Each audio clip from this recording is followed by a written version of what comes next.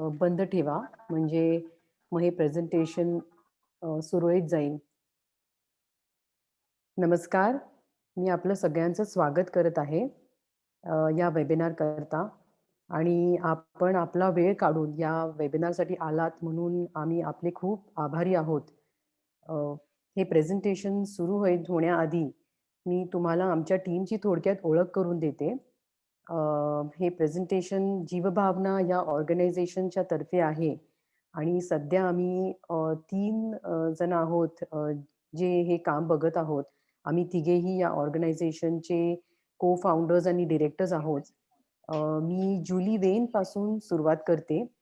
जुली Wien ह्या अमेरिकेत जन्माला आल्यात, पण फ्रान्समध्ये गेल्या 30-35 वर्ष राहत आहेत.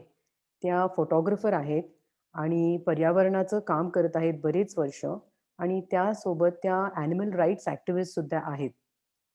त्यांनी गेल्या 20-22 वर्ष भारतामध्ये काम केलेलं आहे. विशेषतः दक्षिण भारतामध्ये. तिथे त्यांनी तिकडच्या लोकल क्राफ्ट्समन बरोबर काम करून त्यांचं डॉक्युमेंटेशन, त्यांचं चित्रीकरण केलं आहे. आणि ह्या कामामुळे त्यांना अ, अ, अ, लहान गावांमधल्या लोकांशी खूप ओळख आहे. त्यांच्या लाईफस्टाईलची जाणीव आहे. आणि ह्या 20 वर्षात त्यांनी जो भारताच्या पर्यावरणामध्ये बदल बघितला आहे, याची त्यांना खूप जाणीव आहे आणि त्यामुळे आज त्या आपल्याबरोबर काम करत आहेत. जो विषय आज आम्ही तुमच्याशी डिस्कस करणार आहोत आज, त्याच्यात त्यांचा खूप अभ्यास आहे आणि त्यांच्या एक्सपर्टीज च्या मदतीने आपण हे काम इथे राबवत आहोत. आमच्याबरोबर अजून आहेत संजीव नाईक. हे पुण्यात स्थायिक आहेत आणि हे सॉफ्टवेअर इंजिनिअर आहेत. हे सुद्धा पर्यावरणाचं काम करत आहेत काही वर्ष आणि बऱ्याचशा पर्यावरणाच्या ऑर्गनायझेशन्स बरोबर व्हॉलंटिअर करत आहेत. आणि माझं नाव माधवी कोलते आहे. मी सुद्धा पुण्यात स्थायिक आहे आणि मी शिल्पकार आहे. पण बरेच वर्ष मी पर्यावरणाचं काम करत आहे. आम्ही तिघांनी मिळून जीवभावना ही संस्था मागच्या जानेवारीमध्ये स्थापित केली पुण्यात. आणि आमचं जे काम आहे ते आमच्या प्रेझेंटेशनच्या अखेरमध्ये आपल्याला आम्ही सांगू. एक सांगणं महत्त्वाचं आहे, की आम्ही तिघांपैकी कोणीही एक्सपर्ट नाही आहोत. पण आम्ही खूप विषयाची जाणीव ठेवून, पॅशन ठेवून रिसर्च केला आहे लोकांपर्यंत खरी गोष्ट पोहोचवण्यासाठी. आणि आमच्या मी विनंती केली होती बऱ्याच ऑर्गनायझेशन्सला आणि एक्सपर्ट्सला, की आपण हा विषय सीरियसली घ्यायला पाहिजे. पण त्यांच्याकडून काही मदत न मिळाल्यामुळे आम्ही ही जबाबदारी आमच्या खांद्यावर घेतली आहे. आज मला खूप आनंद आहे, की आमचे शेतकरी बंधू या वेबिनारमध्ये आले आहेत. कारण हे खरं काम तुमच्यासाठीच आहे आणि अ, मला माझं मराठी खूप चांगलं नाहीये, पण मी खूप प्रयत्न करेल आपल्यापर्यंत ही माहिती नीट पोहोचवायची. तुम्हाला जर काही समजलं नाही, तर तुम्ही प्रेझेंटेशनच्या नंतर मला प्रश्न विचारू शकता. अ, मी परत विनंती करते, की आपले कॅमेरा आणि मायक्रोफोन्स प्लीज म्यूटवर ठेवा आणि बंद करा. अ, ह्या प्रेझेंटेशनच्या अखेरमध्ये आम्ही सगळ्यांच्या प्रश्नांची उत्तरे देणार आहोत. आमच्याबरोबर अजून 2 महत्त्वाची लोक आहेत. म्हणजे पुष्कर कुलकर्णी हे फाउंडर आहेत पुनर्भरण फाउंडेशनचे, जे सॉइल कन्झर्वेशन एंड वॉटर कन्झर्वेशनमध्ये काम करतात. आणि राम कदम हे नॅचरल फार्मर आहेत. नैसर्गिक शेती करतात पंढरपूरच्या एरियामध्ये. तर प्रेझेंटेशन संपल्यावर हे आपले 2 शब्द व्यक्त करतील आणि आम्ही सगळे मिळून आपल्या प्रश्नांची उत्तरं देऊ. तर मग आपण सुरुवात करूया. Next slide Sanjeev. अ, आजचा विषय आहे डेअरीचे अ, डेअरीज डार्क सिक्रेट्स म्हणजे डेअरीचे गर्द रहस्य. आणि नेक्स्ट संजीव. सुरुवात करण्यासाठी मी आपल्याला हे चित्र दाखवते ह्या शिल्पाचे आणि प्रत्येक जणांच्या मनात काहीतरी विचार येत असेल हे शिल्प बघितल्यावर. आणि आपल्या लक्षात येईल की हे शिल्प गेल्या काळाचं प्रतीक आहे. जेव्हा बैल आणि गाय आपल्या घरातल्या मेंबरसारखे होते, घरातल्या सदस्यासारखे होते आणि आपल्या शेतीच्या कामात आपल्याला हातभार देत होते. बैल शेत नांगरत होता आणि गाय वासराला जन्म देत होती आणि त्यावेळी माणसाचा आणि दुधाचा फारसा काही संबंध नव्हता.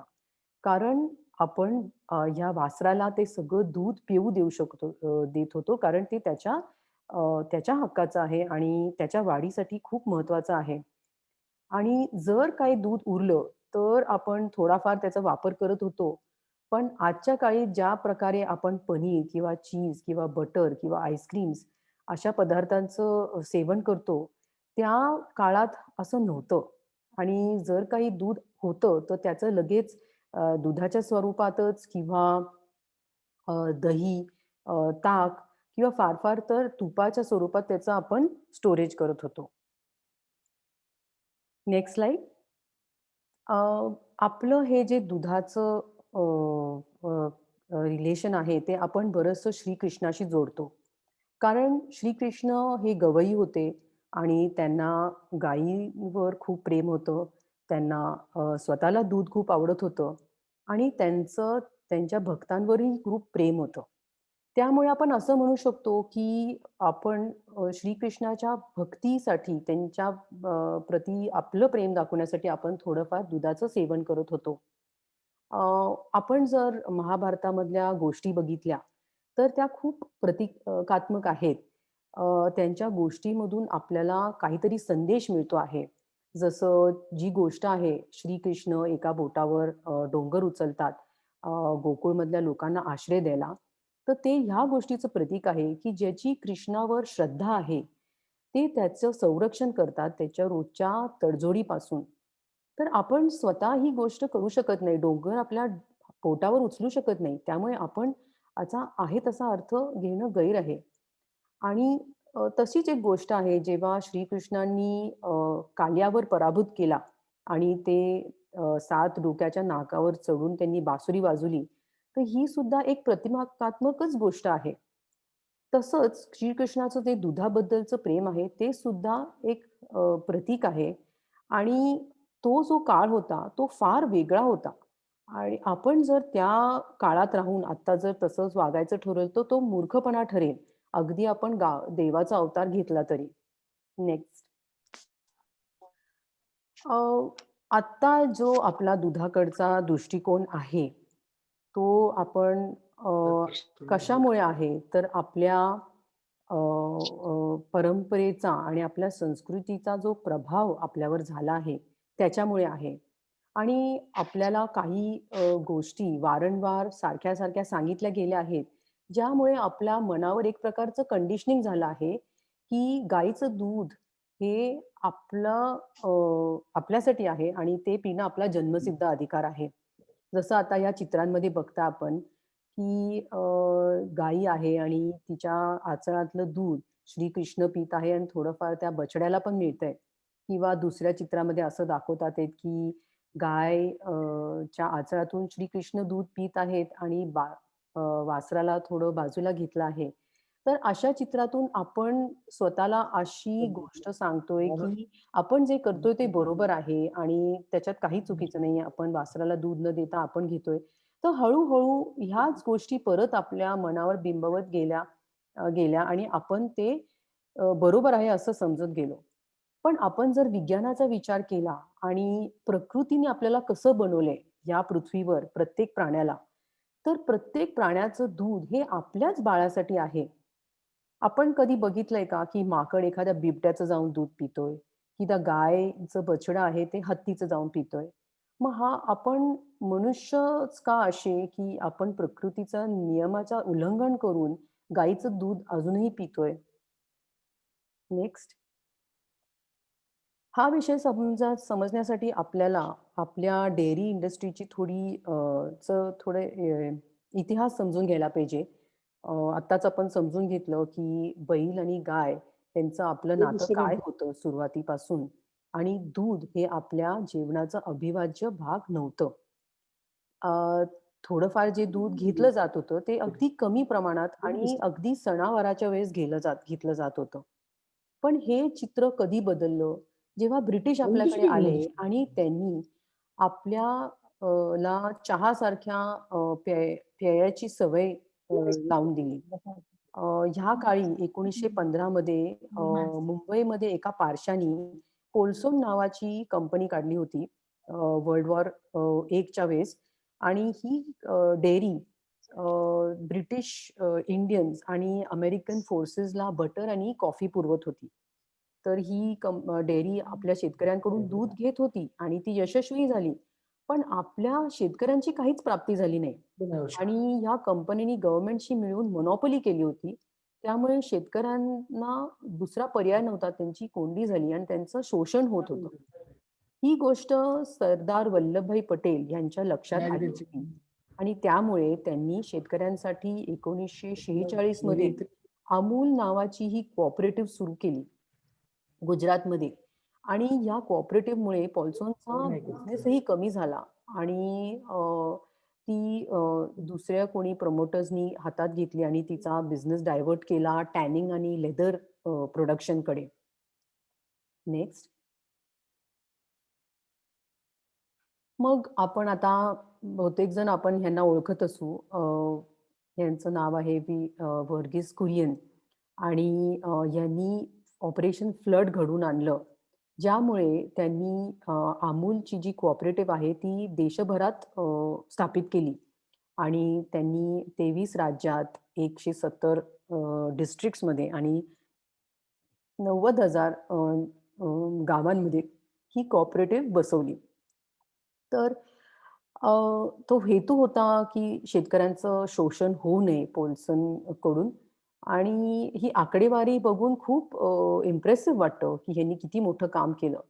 पण ही एवढी मोठी डेअरी कोऑपरेटिव्ह बसवताना आपल्या स्वतःच्या स्वास्थ्यावर किंवा पर्यावरणावर किंवा या स्वतः गायींवर काय होत आहे, त्याचा काय परिणाम होत आहे, हा आपण बघितलाच नाही. नेक्स्ट. आपण जर आपली डेअरी इंडस्ट्री समजायचा प्रयत्न केला, तर आपली ही इंडस्ट्री मेनली अनऑर्गनाइज्ड सेक्टरमध्ये स्थापित आहे.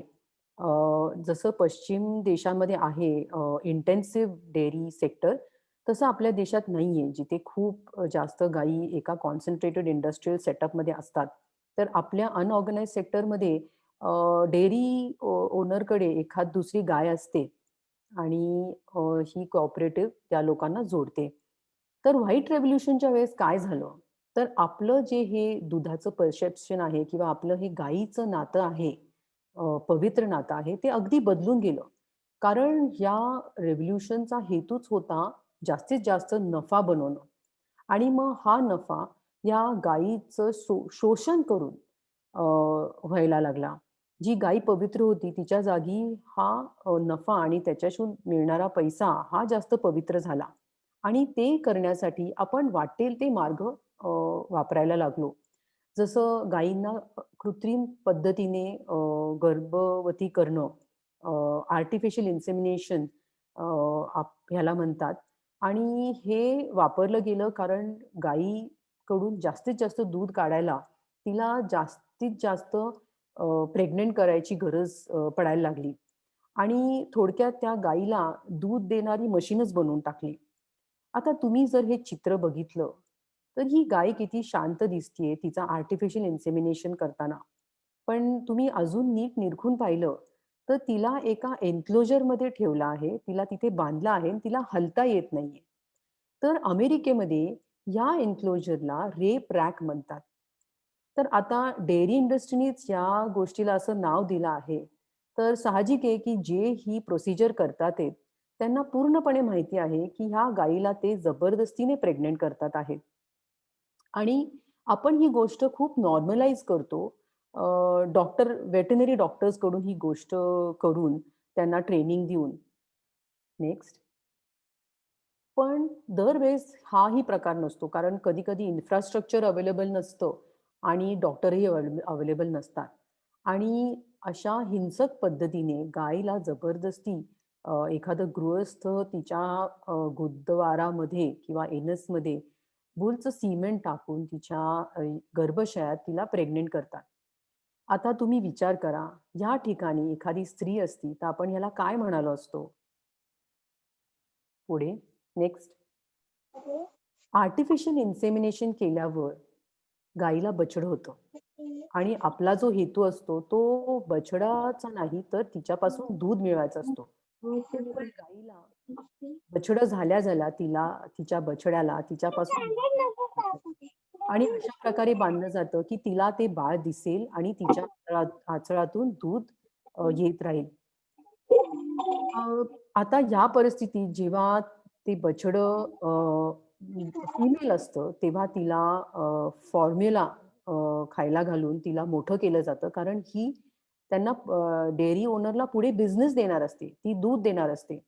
पण हेच बछडं जर नर असलं, तर त्याला उपाशी ठेवून किंवा ठेवतात मरेपर्यंत किंवा त्याला सरळ कत्तलखान्यात व्हील म्हणजे त्याच्या मांसासाठी विकलं जातं.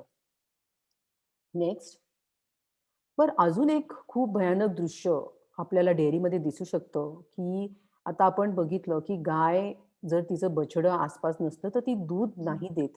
त्यामुळे जर त्या डेअरी ओनरकडे शेतकऱ्याकडे जर ते हे नसलं, बछडं नसलं, तर ते मेलेल्या बछड्यामध्ये भुसा भरून त्याचा पुतळा बनवून त्या गाईला दिसेल असं ठेवतात, की तिला वाटतं, की आपलं बछडं जिवंत आहे. त्याला खलबच्चा म्हणतात. आणि मग ती दूध देते. तर हे सांगण्याचं कारण असं आहे, की आपण कुठल्या पातळीला अ, हा अत्याचार करू शकतो या मुक्या प्राण्यांवर आपला नफा कमवण्यासाठी. नर असला, की त्याला पोसायला आपल्याला पैसे खर्च करायचे नसतात, कारण आपले नफे कमी होतील आणि अ, आपला हेतू साधला जाणार नाही. नेक्स्ट. तर आपण समजणं खूप गरजेचं आहे, की हे प्राणी भावुक आहेत. त्यांना भावना आहेत आपल्यासारख्याच आणि ते आनंद व्यक्त करतात, ते प्रेम व्यक्त करतात, ते भीती व्यक्त करतात, चिंता व्यक्त करतात, अगदी आपल्यासारखं. पण आपण आपल्यामध्ये आणि त्यांच्यामध्ये एकच फरक असतो, की ते बोलू शकत नाही आणि आपला स्वतःचा बचाव करू शकत नाही. आणि ह्या गोष्टीचा गैरफायदा करून आपण त्यांचं हवं तसं शोषण करत असतो. आपण एक नॅरेटिव्ह क्रिएट केलाय, की गाय आपल्याला दूध देते. पण आपण जर हे चित्र पाहिलं, तर ती खरंच दूध देतीये का? आपण तिचं दूध घेतोय. ही बाई इथे बसली आहे.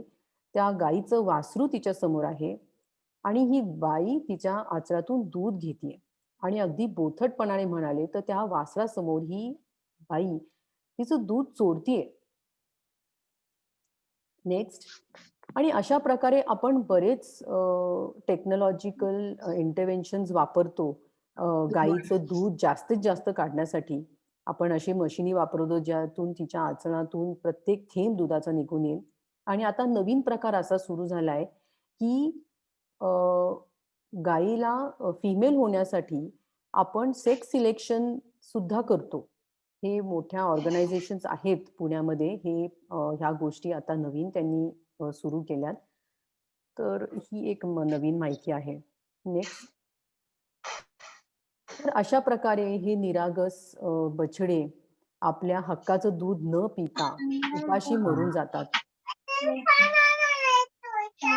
किंवा त्यांना रस्त्यावर सोडलं जातं आणि किंवा कत्तलखान्यात नेलं जातं. कारण नफा जर करायचा असेल, प्रॉफिट जर करायचे असतील, तर डेअरी ओनरला अ, प्रत्येक संधी बघायची असते, की ते त्यांच्यापासून पैसे कसे कमवतील. नेक्स्ट. आणि हे दृश्य आहे शहरातल्या डेअरीचं. तुम्ही कुठेही तुमच्या शहरातल्या डेअरीकडे जा. अगदी 1-2 किलोमीटरच्या अंतरात आपल्याला कुठे ना कुठेतरी डेअरी सापडतेच. तर तुम्ही अवश्य तिथे बघायला जा. तिथे तुम्हाला दिसेल, मलिना दिसेल आणि अगदी दुःखी वातावरण दिसेल. त्या गायींना एका ठिकाणी बांधलेलं असतं, त्यांच्या आयुष्यभर बांधलेलं असतं आणि त्या स्वतःच्याच शेणामध्ये आणि मूत्रामध्ये बसलेल्या असतात आणि अ, त्यांना ह्या घाणेरड्या वातावरणात खूप आजार होण्याची शक्यता असते, इन्फेक्शन्स होण्याची शक्यता असते. त्यामुळे त्यांना वारंवार अँटिबायोटिक्सची इंजेक्शनं दिलेली असतात. त्यांना त्या दोरीनी बांधलेलं असतं, त्याच्या जखमा झालेल्या असतात आणि त्या कायम त्यांच्या हरवलेल्या वासरासाठी रडत असतात. नेक्स्ट. आणि या मोक्या प्राण्यांबद्दलच फक्त काय बोलायचं, तर जी लोकं या डेअरीमध्ये काम करतात, जे वर्कर असतात, त्यांची सुद्धा भयानक परिस्थिती आहे. कारण हे या प्राण्यांबरोबर तिथे राहतात आणि त्यांचं मलमूत्र सारखं साफ करत असतात. आणि त्यांना पण इन्फेक्शन्स होण्याची शक्यता असते, पण त्यांची काळजी कोणीच करत नाही. बरं, आपल्याला खूप असं सांगितलं जातं, की गाईच्या शेणापासून आपण औषधं तयार करू शकतो. त्याला मेडिसिनल व्हॅल्यू आहे आणि असं आणि तसं. पण आपण हा विचार करत नाही, की आपल्याकडे इतकी गायींची मोठी संख्या आहे जगातली, की रोज आपण 3.5 मिलियन 3.5 मिलियन टन गाई गावडंग, शेण प्रोड्यूस करतो. आणि आपण जरी विचार केला, की आपण 50% कुठल्यातरी चांगल्या कामासाठी उपयोग करतोय, ते उरलेलं 50% जातं कुठे? तर ते आपल्या सगळ्या नदी-नाल्यांमध्ये जातं, वाहून जातं आणि त्याचं भयंकर प्रदूषण करतं. आणि जे लोकं ह्या पाण्यावर डायरेक्टली डिपेंडंट आहेत, जसं लहान गावांमधले वगैरे, त्यांना डायरियासारखे आजार किंवा डेडली बॅक्टेरिया म्हणजे भयंकर बॅक्टेरिया ई. कोलाई सारखे आणि साल्मोनेला ह्यांच्यापासून आजार होण्याची खूप हाय रिस्क असते. नेक्स्ट. बरं, आता गायींचं अ, इतके जन्माला आल्यापासून शोषण जे होत असतं, त्यामुळे त्यांचं आयुष्य अगदी 5 ते 6 वर्षापर्यंत आटून जातं. त्यांचा नॅचरल लाईफ स्पॅन आपल्याला सगळ्यांना माहिती असेल, की 20 ते 25 वर्ष असतं. आणि ही गाई जरी गावातल्या एखाद्या थोड्याशा मोकळ्या वातावरणात असेल किंवा शहरातल्या बंदिस्त वातावरणात असेल, तिचं नशीब शेवटी कत्तलखान्यातच असतं. आणि खूप कमी गायी आहेत, ज्यांच्या नशिबात एखादी चांगली गोशाला असते, आणि त्यांचं आयुष्य तिथे त्यांचा अंत होतो. काळजी घेतली जाते त्यांची. पण हल्ली गोशालांची पण खूप बिकट परिस्थिती आहे. तर आपण स्वतःची फसवणूक नाही करून घेऊ शकत, असा विचार करून, की आता काऊ स्लॉटरवर बॅन आलाय, बंदी आली आहे आणि आता त्यांचा बचाव होत आहे. कारण आपल्या देशात कोपऱ्या-कोपऱ्यात इल्लीगल स्लॉटर हाउसेस आहेत आणि जर कुठल्याही राज्यात तिथे बंदी असली, तर ट्रक लोड्स भरून ते दुसऱ्या राज्यात जिथे परवानगी आहे, तिथे त्यांना घेऊन जातात. तर सोल्युशन म्हणून, उत्तर म्हणून काऊ स्लॉटर बॅन आणणं, हे नसता त्यांचं ब्रीडिंगच बंद करणं, हाच आपला सोल्युशन आहे. नेक्स्ट. तर आता जे मी आपल्याला दाखवलं, त्याच्यातून ही गोष्ट स्पष्ट होते, की आपला दुधाचा जो दृष्टिकोन आहे, तो काही खोट्या गोष्टींवर आधारित आहे. आणि त्या काय खोट्या गोष्टी आहेत? तर दूध हे अमृत आहे, दूध हे शाश्वत आहे आणि दूध हे अहिंसा आहे. हे जे शिल्प आपण बघितलं सुरुवातीला, हे आत्ताच्या च्या परिस्थितीचं प्रतीक मुळीच नाहीये. आणि आपण सहजपणे म्हणू शकतो, की आत्ता जे दूध घेतोय आपण, ते नक्कीच हिंसा आहे. आणि पुढे मी आता तुम्हाला सांगणार आहे, की दूध हे अमृत नसताना विष कसं आहे आणि हे शाश्वत मुळीच कसं नाहीये. नेक्स्ट. आपण अ, असं समजू शकतो, की दूध अमृत आहे, जेव्हा आपण फक्त आपल्या आईचं दूध पितो बाळ असताना. कारण ते दूध आपल्यासाठीच प्रकृतीने बनवलेलं असतं आणि त्याच्यात पूर्ण पोषण असतं आपल्या वाढीसाठी. जोपर्यंत आपण आपल्या दातांनी चावू शकत नाही, आपण हे अन्न घेत असतो आपल्या आईकडून.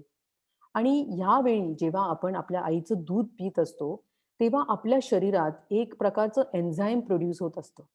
त्या एन्झाईमला म्हणतात लॅक्टेज. आणि हे लॅक्टेज आईच्या दुधातलं लॅक्टोज पचवण्याला आपल्याला मदत करतं. ते ब्रेकडाउन करतं आणि त्याचं आपल्या शरीरात अब्झॉर्प्शन होतं. ज्याने आपली वाढ चांगली होते. जेव्हा बाळ हे दूध पिणं कमी करतं किंवा बंद करतं, हे लॅक्टेज प्रोड्यूस होणं बंद होऊन जातं. अ, आता ही फेज संपली आपली. आईचं दूध पिणं आपलं संपलं, की आपण दूध टॉलरेट करू शकत नाही, आपण ते पचवू शकत नाही.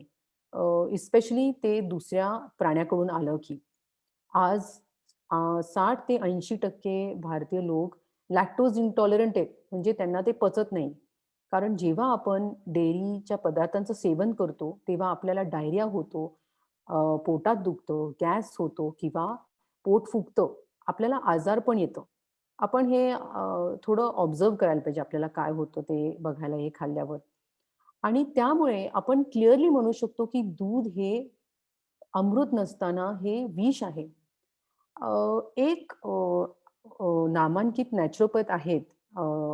खूप सीनियर आहेत ते आणि ते फाउंडर आहेत रेखी हीलिंग फाउंडेशन. त्यांचं नाव आहे डॉक्टर एन.के. शर्मा. त्यांनी 1986 मध्ये हे अ, पुस्तक लिहिलं होतं. मी दाखवते तुम्हाला. Milk silent killer. त्यांनी या गोष्टीचा प्रसार त्या वेळेपासून करायचा प्रयत्न केला. नेक्स्ट. तर आपल्याला या गोष्टी कधी समजल्या कशा नाही? कारण आपल्याला वारंवार कायम जाहिराती दाखवल्या गेल्या आणि आपल्याला खोटी इन्फॉर्मेशन दिली गेली, की दूध आपल्यासाठी पौष्टिक आहे, चांगलं आहे आणि आपल्याला कधी असं शिकवलेलं नाहीये, की आपण विचार करावा, की आपलं हे दूध आहे ते कुठून येतं? आणि अशी हसरी चेहऱ्याची आणि गोंडस गाय बघितली, की आपल्याला वाटणारही नाही, की या गायीची परिस्थिती काय असेल? तिला कसं वागवलं जातं? तिचं संगोपन कसं होतं? की दुधाची प्रोडक्शनची प्रक्रिया काय असते? आणि आपली तब्येत म्हणली, की आपल्याला कुठल्याही प्रकारची तडजोड करायचीच नसते. नेक्स्ट. तर मग या दुधामध्ये असतंच काय? म्हणजे आपण जरी नैसर्गिकरित्या दूध प्यायचं म्हणालो, नॅचरली प्रोड्यूस तर त्याच्यात काय असतं? तर दुधामध्ये पल्स सेल्स असतात. दुधामध्ये बोवाईन ग्रोथ हार्मोन्स असतात. डेअरीमध्ये एस्ट्रोजन आणि ग्रोथ हार्मोन्स जसं काही IGF-1 हे असतात आणि ते रिप्रोडक्टिव्ह कॅन्सर म्हणजे गर्भाशयाचे कॅन्सर अ, अ, म्हणजे त्याचे कॉन्ट्रिब्युटर, प्रमोटर्स आहेत, त्याला कारणीभूत आहेत एका नंबरवर जसं ब्रेस्ट कॅन्सर आणि प्रोस्टेट कॅन्सर. आणि ह्या हॉर्मोन्समुळे आपल्या त्वचेचे जे पोर्स आहेत ते सुद्धा ब्लॉक होतात आणि आपल्याला ॲक्ने होतो, अ, अ, सिरोसिस होतो. असे त्वचेचे प्रॉब्लेम सुरू होतात आपल्याला. एक्झिमा होतो. अ, पुढे दुधामध्ये अँटिबायोटिक्स असतात. आपण आत्ताच बघितलं, की गायींना सारखं अँटिबायोटिक्स दिल्यामुळे आपल्या दुधात ते उतरतात आणि मग अ, आपण अँटिबायोटिक रेझिस्टंट होत जातो. आपली अ, आणि त्याच्यामध्ये फीसेस येतात, कोलेस्ट्रॉल येतं. तर दुधामध्ये किंवा प्राण्यांपासून येणारे कुठलेही खाण्याच्या पदार्थांमध्ये कोलेस्ट्रॉल असतं आणि त्यामुळे आपल्या रक्तवाहिन्या बंद होतात.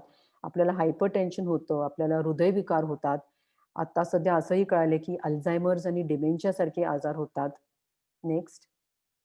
आपल्याला दुधामधून सॅच्युरेटेड फॅट्स मिळतात, जे आपल्या आर्टरीजमध्ये डिपॉझिट होतात आणि त्याच्यामुळे आपल्याला हार्ट डिसीज होतात, आपल्याला स्ट्रोक होतो आणि आपलं वजन वाढतं. आजकाल जाडीचा प्रश्न खूप झाला आहे. टाइप 2 डायबिटीज होतोय. आज आपण जगात डायबिटीजचे कॅपिटल मानले जातो. ते जास्त खाऊ शकत नाही. यापुढे आपल्याला दुधात अ, ॲसिडिक प्रोटीन मिळतं. ज्याच्यामुळे आपल्या हाडातलं जे मिनरल्स आणि कॅल्शियम लीच आउट होतात, खेचले जातात आणि त्यामुळे दुधातलं जे कॅल्शियम आहे त्याचं अब्झॉर्प्शन चांगलं होत नाही प्लांट बेस्ड कॅल्शियमपेक्षा. नेक्स्ट. दुधामध्ये केसीन किंवा केसीन मॉर्फिन हे प्रोटीन सुद्धा येतं. हे प्रत्येक अ, आईच्या दुधात असतं आणि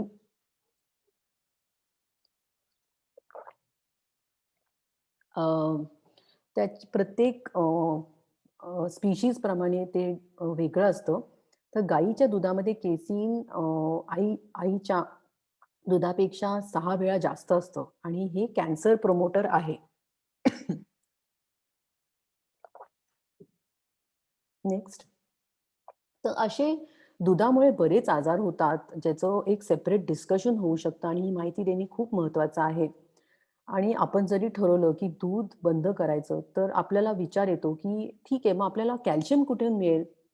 तर परत आता ह्या गोष्टीचा आपल्यावर वारंवार ॲडव्हर्टाइज आणि अशी खोटी माहिती देऊन आपल्याला फक्त असंच समजवलं गेलं आहे, की कॅल्शियम आपल्याला फक्त दुधातूनच मिळतं. अगदी शाळेपासून ही गोष्ट आपल्याला शिकवली जाते. नेक्स्ट. पण आपण कधी विचारच नाही केला, की आपण रोज जी फळं आणि भाज्या खातो, त्याच्यामध्ये सुद्धा कॅल्शियम चांगल्या प्रमाणात मिळतं. साधी आपली शेपूची भाजी खा किंवा कोथिंबीर खा, त्याच्यामध्ये कॅल्शियमचं खूप चांगलं प्रमाण आहे आणि आपण ह्या गोष्टींकडे बघायला पाहिजे. आता दुधाचं प्रोडक्शन जर आपण त्याची आकडेवारी बघितली, तर गाईचं दूध फक्त बघितलं तर आपण अमेरिकेच्या मागे अगदी दुसऱ्या नंबरवर आहोत आणि गाई आणि म्हैस याचं दूध बघितलं तर आपण जगात अव्वल नंबरवर आहोत. अ, हे जे मी चित्र दाखवते हे थोडं जुनं आहे. पण सध्याच्या परिस्थितीत आपला दुधाचा वाटा ग्लोबल प्रोडक्शनमध्ये 22% आहे. म्हणजे जवळ-जवळ 1/4 आहे. आणि भारत हा देश दुधाचा चं सर्वात मोठं जास्त सेवनही करतो. नेक्स्ट. तर ह्या कारणामुळे आपल्या देशात जगात सर्वात जास्त कॅटल पॉप्युलेशन आहे. कॅटल म्हणजे गाई आणि म्हैस. आता हे जे मी तुम्हाला चार्ट दाखवत आहे, तो चा आहे रिपोर्ट 2020 चा आणि हे बाकीच्या देशांबरोबर आपली पोझिशन दाखवली आहे. आणि इंटरेस्टिंग असं आहे, की भारतामध्ये अमेरिकेपेक्षा तिप्पट कॅटल पॉप्युलेशन आहे आणि आपला एरिया त्याच्यापेक्षा 1/4च आहे फक्त. आणि ही सेम माहिती आपल्या गव्हर्नमेंट वेबसाईटवर पण आपल्याला मिळू शकेल. नेक्स्ट. आणि तो चार्ट आणि हे जे आपण ग्लोबल डेन्सिटीचं ग्राफिक बघतोय, अ, हे खात्री पटवून देतं, की आपली पोझिशन काय आहे जगात. नेक्स्ट. अ, हे जे चित्र आहे ते नासानी मे 20 2019 मध्ये काढलं होतं. 10 दिवसाच्या पिरियडमध्ये, की जगात कुठे-कुठे आग लागली आहे. आणि ही आग माणसाने लावलेली आहे. आपल्याला एक समजून घ्यायला पाहिजे, की ह्या ज्या आगी असतात, त्या बहुतेकदा माणसानेच लावलेल्या असतात आणि त्या जेव्हा आटोक्याच्या बाहेर जातात, तेव्हा त्यांना वाइल्ड फायर म्हणलं जातं. वन वे म्हणलं जातं. आणि हे कशाला लावलेले असतात ह्या आगी? तर जमीन साफ करण्यासाठी, प्राण्यांसाठी गवत चरण्यासाठी, वाढवण्यासाठी किंवा त्यांचं खाद्य उगवण्यासाठी. आणि आपण ऑस्ट्रेलिया किंवा Amazonसाठी सारख्या ठिकाणी आग लावल्यावर आपण शोक व्यक्त करतो. पण आपल्याच देशात काय होत आहे हे आपण बघितलं आहे का? तर भारतामध्ये पण स्टडी आहे, की एका वर्षात आपल्या देशात दुप्पट वनवे झाले. 2019 मध्ये आपल्या देशात 30,000 पेक्षा जास्त वनवे रिपोर्ट केले गेले आणि त्याच्यातले 95% हे माणसाने लावलेले होते आणि ते सुद्धा अ, गवत उगवण्यासाठी, चरण्यासाठी आणि खाद्य उगवण्यासाठी. नेक्स्ट. पुढे ह्याचा परिणाम काय होतो पर्यावरणावर? तर सॉइल डिग्रेडेशन होतं.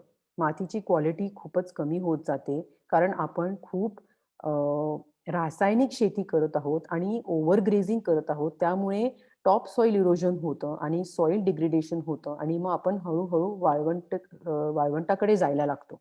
नेक्स्ट. आणि अजून ही खूपच बिकट परिस्थिती म्हणजे आपला पाण्याचा वाटा खूप आटत चालला आहे. हा एक ॲनिमल ॲग्रीकल्चरचा खूपच विनाशकारी परिणाम आहे. ॲनिमल ॲग्रीकल्चरमुळे क्लायमेट चेंज होतोय आणि क्लायमेट चेंजमुळे आपला पाण्याचा वाटा कमी होतोय. आपल्याकडे दुष्काळ खूप होत आहेत. आपल्याकडे पूर येत आहेत आणि हवामान खूपच बदलत आहे. आता आपण बघताय, की ह्या दिवसात पाऊस पडण्याचं काहीच कारण नाहीये. पण गेले 2 दिवस आपल्याकडे जोरात पाऊस पडतोय किंवा पावसाचा असतो तेव्हा वेळी पाऊस येत नाही आणि खूप कमी वेळ पण खूप जोरात पाऊस येतो. ढगफुटी होते. गरमी खूप वाढली आहे. हीट वेव्हज येतात ही थंडी आपली खूप गरम होती आणि असे आपल्या हवामानामध्ये खूपच लवकर जोरात बदल होत चालले आहेत. नेक्स्ट.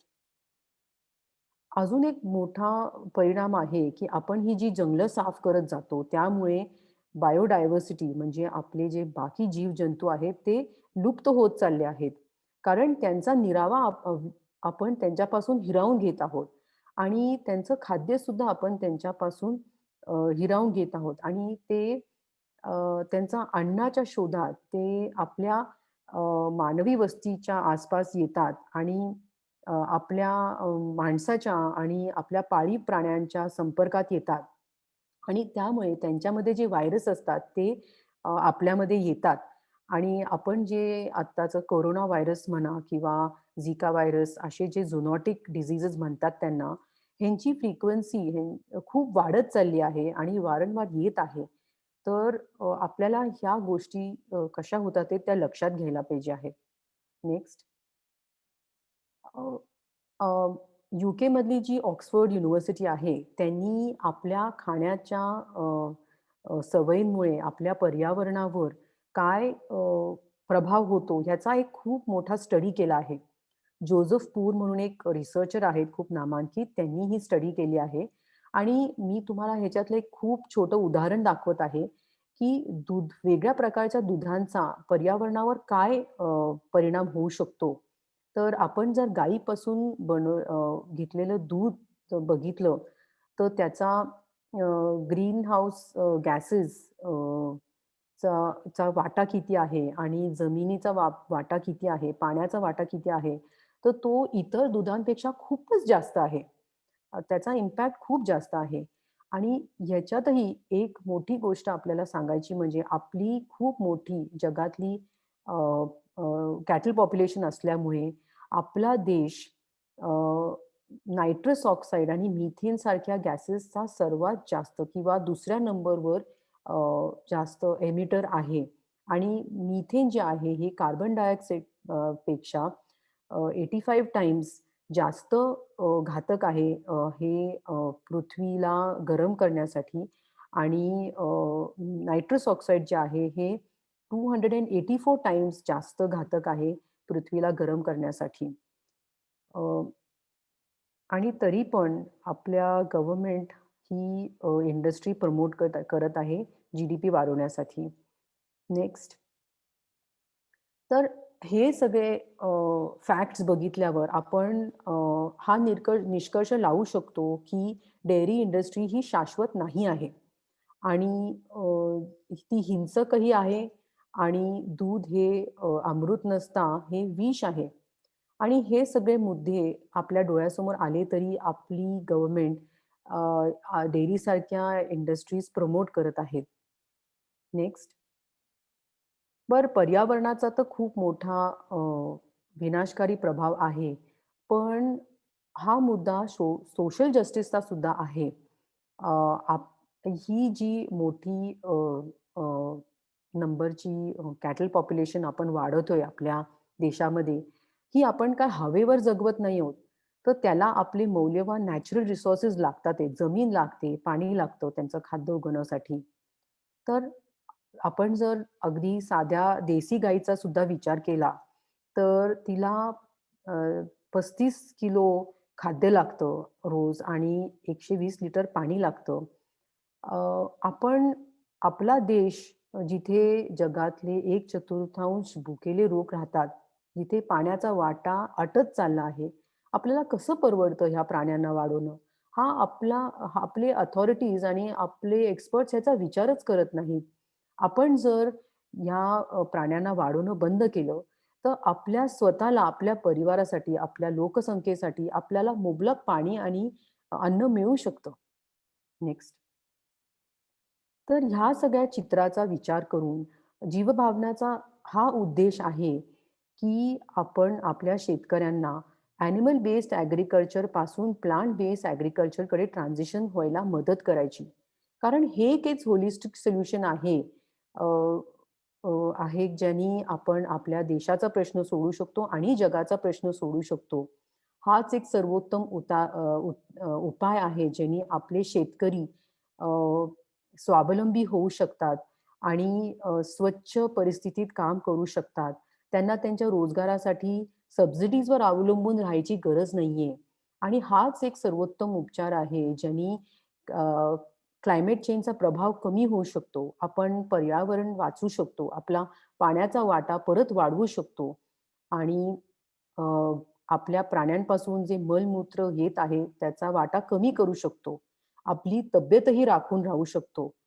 पण हा उद्देश कधी सिद्ध होईल? जेव्हा आपण प्रत्येक जण आपला अ, अ, प्राण्यांपासून येणारं अन्न न खाता अ, वनस्पतीपासून येणारं खाऊ तेव्हा होऊ शकतो. माझी अपेक्षा आहे, की आपण हे जे प्रेझेंटेशन बघितलंय, आपण त्याच्याबद्दल विचार कराल आणि आपण जे बघितलं शांतपणे, मी त्याच्यासाठी आपली खूप आभारी आहे. अ, पुष्करजी आपल्याबरोबर आहेत.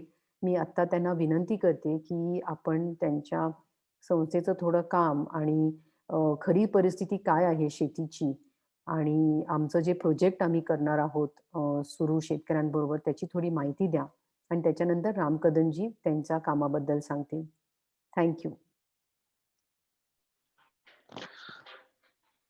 धन्यवाद माधवीताई. सर्वांना आवाज स्पष्ट ऐकू येत असेल अशी अपेक्षा करतो आणि एक 5च मिनिटात मी माझा मुद्दा मांडू इच्छितो.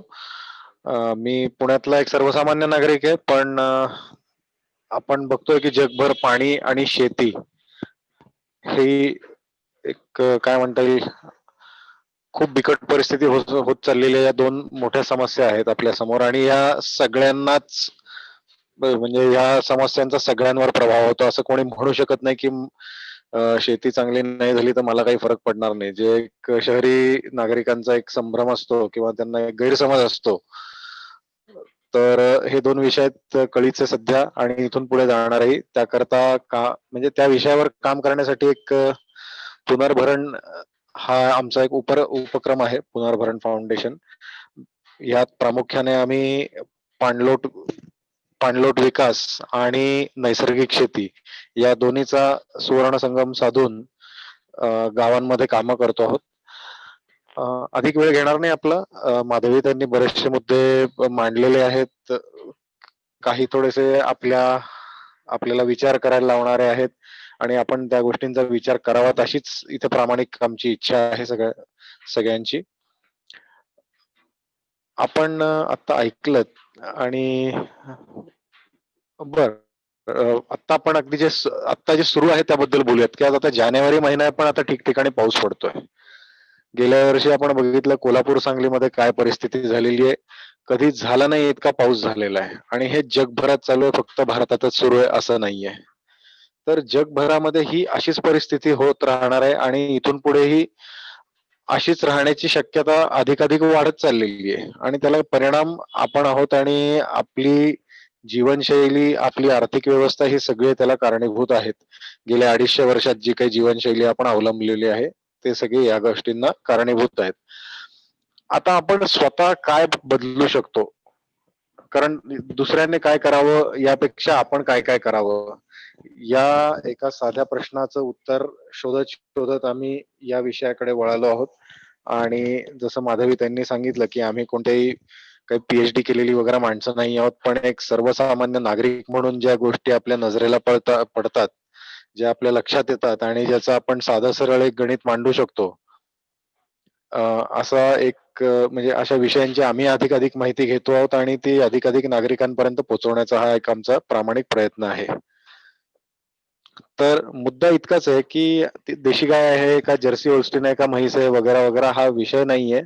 मुद्दा हा आहे की 100 वर्षापूर्वी पृथ्वीवर मनुष्य म्हणजे माणसांची लोकसंख्या किती होती? त्यावेळेला पशु म्हणजे काय पाळीव पशूंची, पाळीव प्राण्यांची लोकसंख्या किती होती?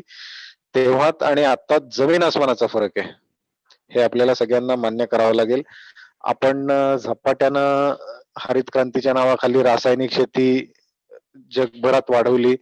आपण आपली लोकसंख्या तशीच तितकीच वाढलेली आहे. आपल्याकडे औद्योगिकरण, शहरीकरण तितक्याच झपाट्यानं वाढलेलं आहे. या सगळ्याचा संमिश्र परिणाम म्हणजे आज आपण जे अवकाळी पाऊस, पूर, दुष्काळ हे एकाच वर्षात आपल्याला सगळ्याच गोष्टी अनुभवायला मिळतात. हे याचा एक संमिश्र परिणाम आहे. इथून पुढे जाऊन अशी परिस्थिती जर राहिली तर शेतीत तर नक्कीच यशस्वी होऊ शकणार नाही आणि मनुष्यजात जगू शकेल का नाही ह्याच्याबद्दल कुठल्याही शास्त्रज्ञांना किंवा कुठल्याही मोठ्या विचारवंतांना सांगायची गरज नाहीये. हे सर्वसामान्य माणसालाही कळतंय, की शेतीत जर व्यवस्थित यशस्वी झाली नाही, तर किती लोकं जगू शकतील? तर अशी परिस्थिती होऊ नये याकरिताच आपण हा मुद्दा प्रामुख्याने शेतकऱ्यांसमोर आणि तसंच ग्राहकांसमोरही मांडतो आहोत, की आपल्या ज्या गरजा आहेत, आपलं शरीर जे आहे, मानवी शरीर, हे शाक आहार म्हणजे वनस्पतींपासून वनस्पतींमध्येच आपण आपलं अन्न शोधलेलं आहे मानवाने. आपण मांसाहारी नाही आहोत मुळातच. त्यामुळे आपल्याला काय म्हणतो वनस्पती पासून मिळणारच अन्नधान्य हे सगळं आपल्याला घ्यायचं आहे. आपण दुधावर अवलंबून राहिलो तर आपल्याला सगळ्यांना माहिती आहे.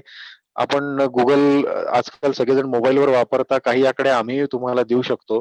फक्त विचार करा, की एका दिवसामध्ये तुमच्या गाई, म्हशी किती चारा खातात, किती पाणी पितात? तेवढा चारा निर्माण करण्यासाठी किती पाणी लागतं? त्याच्यासाठी किती वीज खर्च होते? आणि ती वीज जी आहे, ही कुठेही धरणातनं वगैरे सगळी 100% येत नसते.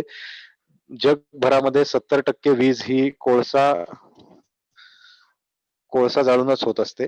त्यामुळे ज्याला आपण म्हणतो, की कर्बोत्सर्जन एका लिटर दुधामागे किती कर्बोत्सर्जन होतंय, ह्याचा आपण सारासार विचार करणं खूप आवश्यक आहे. मी पुन्हा सांगतो, की आकडेवारी अगदी पूर्णपणे लगेच आपल्या पचनी पडेलच नाही. यावर पाहिजे तर अधिकाधिक चर्चा होऊ शकते. फक्त सांगायचा मुद्दा इतकाच आहे, की एक गाय सांभाळण्यामागे आणि आपण तिचं खरंच दोहन करतोय का शोषण करतोय हे आपल्यालाही माहिती आहे. आपल्या कत्तलखान्यांमध्ये जाणारी जनावरं ही आपल्याच घरांमधनं जात असतात. ती काही बाहेर शेजाऱ्याकडनं वगैरे जात नसतात. हे आपल्याला चांगलं माहिती आहे. एका आपली एकदम मर्यादा संपली ते जनावर सांभाळण्याची, की आपल्याकडे पर्याय नसतो. आपण ते कत्तलखान्याकडेच पाठवत असतो किंवा एखाद्या गोशाळेत देत असतो. गोशाळा म्हणजे बाकी काही नाहीये, ते एक अनाथ आश्रमच झालेलं आहे. आणि तिथे त्यांना किती सांभाळता येतील जनावरं याला मोठी मर्यादा आहे. त्यामुळे सर्वांना आपल्याला विनंती आहे, की आपण एक सारासार विचार करावा त्या गोष्टीचा. दूध नाही घेतलं तर काही कुठे अडणार नाहीये. त्यामुळे आपल्याला काही काय म्हणतो, की आपल्या शरीरात काही कमतरता राहणार आहे वगैरे असं अजिबात नाहीये.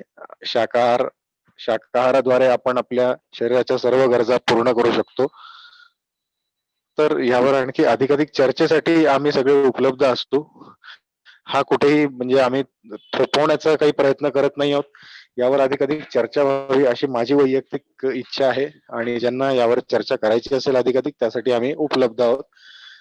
प्रयत्न हाच आहे, की शेतकऱ्यांना जो आता सध्या की आता आपण बघतोय, की आंदोलनं चाललेली आहेत वगैरे. मग कुठे बाजारभाव मिळत नाही किंवा एकदम भरपूर माल असतो, पण त्याला बाजारच उपलब्ध नसतो. तर यासाठी आमचा एक गेली 7 वर्ष पुण्यामध्ये एक मोठा प्रयत्न चालू आहे, की थेट शेतकरी ते ग्राहक. पण थेट शेतकरी ते ग्राहक म्हणजे नक्की काय? की शेतकऱ्याला माहिती पाहिजे, की नेमकं कोणती वस्तू लावायची आहे, किती प्रमाणात लावायची आणि ती केव्हा-केव्हा लावायची आहे. हे त्यांना जर नेमकी ऑर्डर्स माहिती असतील, तर ते त्या हिशोबानं उत्पादन करू शकतात आणि त्यांना कोणत्याही प्रकारचं नुकसान सोसावं लागत नाही. आणि त्यामागे मगाशी माधवीताई म्हणाल्या, की आपली जी नैसर्गिक संसाधनं आहेत, की जसं की आपली पाणी आहे, ऊर्जा आहे. ते पुन्हा मी सांगितलं जसं की कोळसा जाळून जगभरात ते 70% ऊर्जा निर्मिती होते. तर या नैसर्गिक संसाधनांचं सुद्धा कुठेही काय म्हणतो आपण शोषण होऊ नये याकरताच ही एक यंत्रणा चांगली बसवलेली आहे. त्यात जीवभावनाने उर्वर असा ही एक संकल्पना पुढे आणलेली आहे याकरताच. आज थोडासा आपल्याकडे वेळ कमी आहे. पण यावर अधिकाधिक चर्चा व्हावी यासाठी मी सगळ्यांचं स्वागत करतो आणि इथे मला 2 शब्द माझे मांडू दिले याकरता जीवभावनाचे मी धन्यवाद व्यक्त करतो. धन्यवाद पुष्करजी. राम कदमजी, आपण आपले 2 शब्द व्यक्त करू शकता. इथे काही लोकांनी प्रश्न विचारलेत, की आपण प्राण्यांशिवाय शेती करू शकतो का? आणि हे आणि म्हणजे केमिकल फर्टिलायझर वापरून शेती कमी करणं आधी जास्त गरजेचं आहे. तर ही केमिकल फर्टिलायझरची शेती जास्त का आहे हे तुम्हाला सांगता येईल का? किंवा आपलं कामाची पद्धत सांगा, नाहीतर आपण सगळे उत्तर देऊ.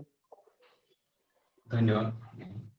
तर आता असं आहे की शेती ही केमिकल शिवाय करता येते आणि शेती करण्यासाठी केमिकलची कोणती गरज लागत नाही. हे माझं स्वतःचं कृषी केंद्र होतं.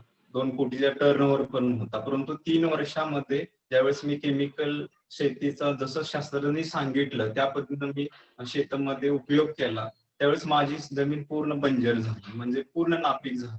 त्याच्यामध्ये काही उगवण्याच्या गोष्टी होत्या त्या पूर्ण बंद होत गेल्या. त्याच्यामुळे माझ्या लक्षात आलं की हे जे सगळे सिद्धांत आहेत किंवा हे रिसर्च आहेत खोटे सांगतात विद्यापीठामध्ये आणि ह्या सगळ्या गोष्टी पुढे चालवल्या जातात.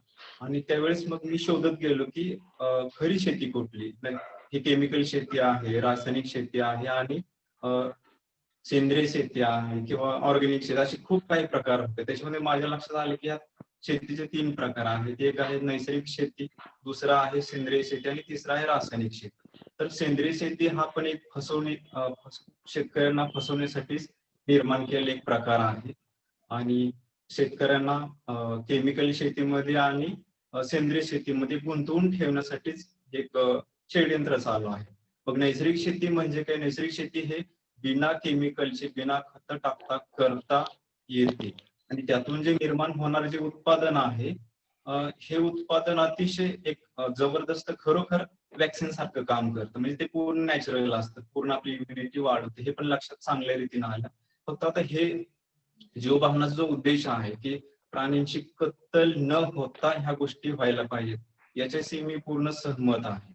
कारण एखाद्याचं जीवावरती अत्याचार करून ह्या गोष्टी करत बसणं हे अजिबात योग्य नाही. कारण कर्माचा सिद्धांत आहे, आपल्याला त्या सगळ्या गोष्टी भोगाव्या लागतात. पण इथं फक्त गोपालनाचाच विषय नाही. मी स्वतः पंचगव्य चिकित्सक आहे. पंचगव्याचे सगळ्या गोष्टी मी पाहिलेल्या आहेत. माझ्या असं लक्षात आलं की पंचगव्यामध्ये जे दूध आहे ते दूध बाय प्रोडक्ट आहे. मुख्य आहे काही गाय आहे, आपण तर गायला माता मानतो, तिला मग मरेपर्यंत आपल्याच दारामध्ये तिला सांभाळलं पाहिजे, एवढी व्यवस्था आपली पाहिजे, हे मला समजलं.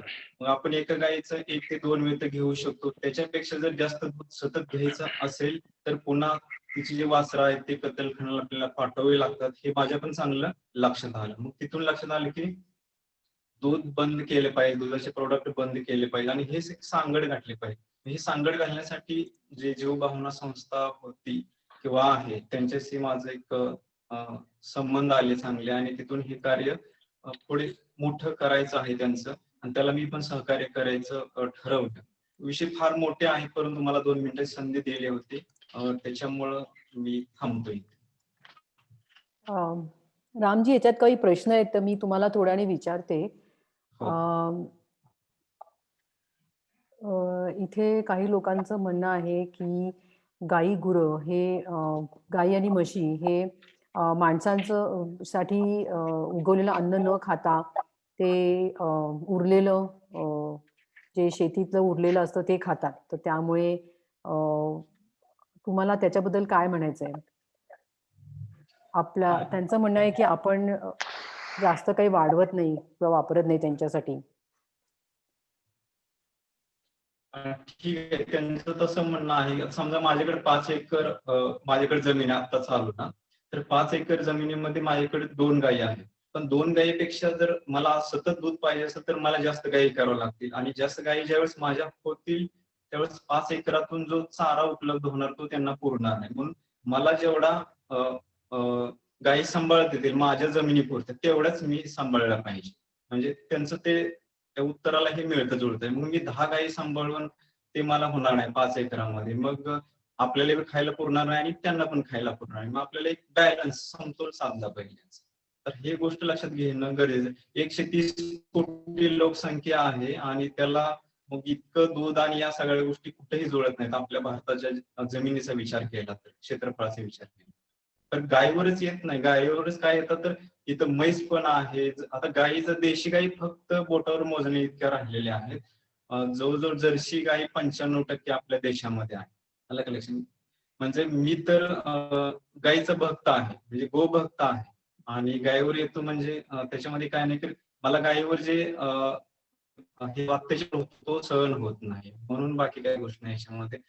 बुद्ध नावाखाली त्यांची पिळवणूक होत आहे. आणि समजा त्यांची पिळवणूक होत असेल तर आपण कशी त्याला माता म्हणू, किंवा ह्या सगळ्या गोष्टी चुकीच्या आहेत.